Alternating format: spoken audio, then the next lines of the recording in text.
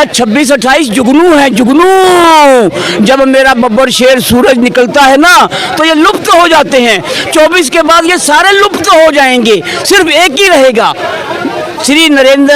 रेणुका चौधरी ने 2012 में बोला था भारत की जनता इतना भी गरीब नहीं 900 के सिलेंडर नहीं खरीद सकता। क्यों बोला था 2012 में 900 में सिलेंडर हुआ था? आप क्यों नहीं पूछ? सारे मिल गए जुल गए एक इंसान को हराने के लिए। ये पहले से पहले घोटालों से बने हुए इनकम टैक्स कमिश्नर की नौकरी छोड़कर जो बैठे हैं ना, इस पे भी जांच चल रही है। कितने ये फंड लेते थे, किसके ट्रांसफर करते थे। ये कहते हैं सरकार में जब से मोदी गवर्नमेंट बैठी है, आप एक इनका मंत्री बता दो कोई भ्रष्ट हो तो। क्यों नहीं पूछे इनसे? चौधरी ने बोला था। हम तो ये जानते हैं ये फिलहाल इंडिया और भारत की जो गठबंधन हुआ है, अब मोदी ने अगर भारत नाम रखा है तो उसको इनके आपत्ति क्या है? इंडियन जो नाम दिया गया था ब्रिटिश गवर्नमेंट हमारा 200 साल इन्हीं कुत्तों की वजह से हुआ जो हुआ। आज जो भारत बोल रहा है तो भारत उन्होंने नाम रख दिया, क्या गलत कर दिया? Make in India, fit India जैसे स्टार्टअप है, लेकिन उनका क्या होगा? उनका भी नाम बदला जाएगा? नहीं, क्यों बदला जाएगा? भारत उन्होंने भारत रखा है, नाम क्या हुआ? हम ध्यान में दोनों चीजें हैं, भारत भी है इंडिया भी है, तो हमें बदलने की जरूरत क्या है?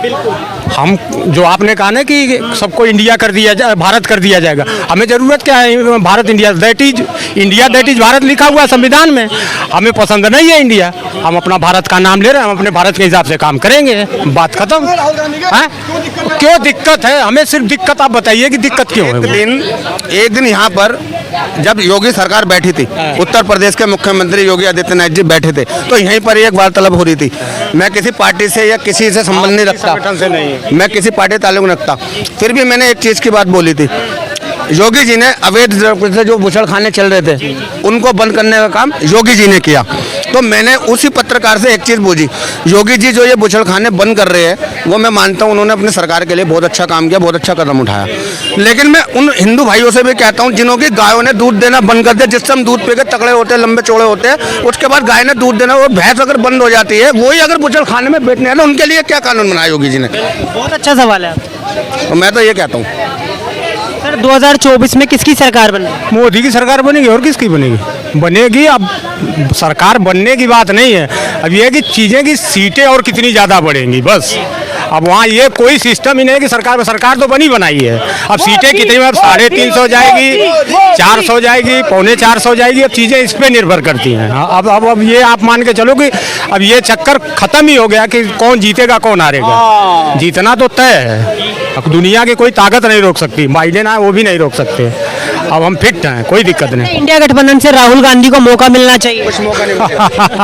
माफ करवा दो यार भाई साहब, माफ करवा दो यार, क्यों पतन के गर्त में इस देश को डालना चाहते हो यार? सारी पार्टी होने के बावजूद भी ये सारे मिल गए जुल गए एक इंसान को हराने के लिए, एक इंसान को हराने के लिए, एक इंसान से एक अपना परिवार चलाने के लिए बड़े कष्ट देने पड़ते हैं।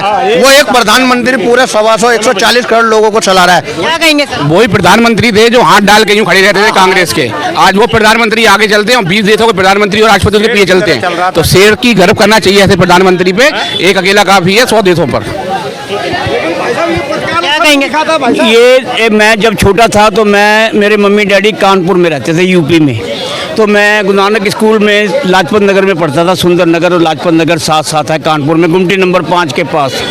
तो मैं बहुत छोटा था, उस समय रात होती थी तो जुगनू निकलते थे, जुगनू, और जब सूरज निकलता था सुबह तो जुगनू गायब हो जाते थे। ये 26-28 जुगनू है, जुगनू। जब मेरा बब्बर शेर सूरज निकलता है ना तो ये लुप्त हो जाते हैं। 24 के बाद ये सारे लुप्त हो जाएंगे, सिर्फ एक ही रहेगा, श्री नरेंद्र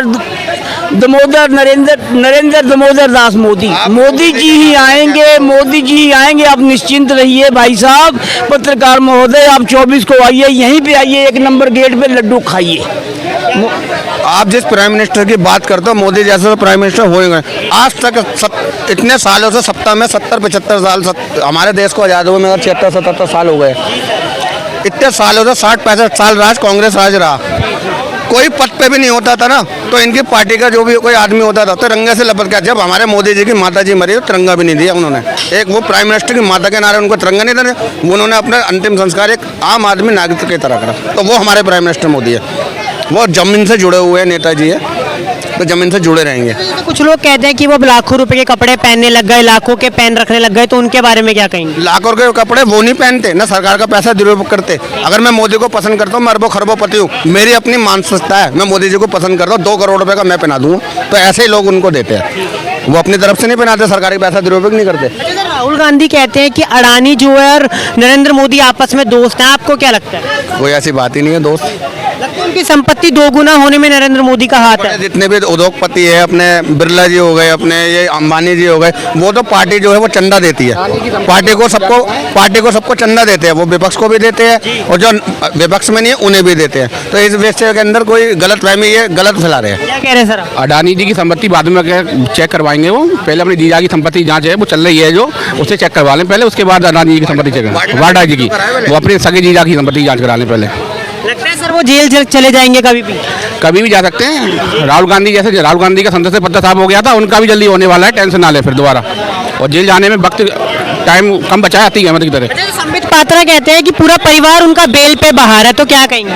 संबित पात्रा जी वरिष्ठ प्रवक्ता हैं भारतीय जनता पार्टी के, और वो जो कहते हैं वो सत्य कहते हैं, और उसका सामना जल्दी होने वाला है, टेंशन ना लें आप। दे रहे हैं अरविंद केजरीवाल को प्रधानमंत्री के तौर पे देखते हैं? अरे यार क्या बात करते हो। मुख्यमंत्री मुख्यमंत्री तो बन नहीं पा रहा, मुख्यमंत्री तो बन नहीं पा रहा, दिल्ली का है, काम कर नहीं पा रहा है। कोई काम करे बता ना, किस बात से प्रधानमंत्री बनेगा भाई? पहले बताओ ना, योग्यता है उसके बाद प्रधानमंत्री बनने की?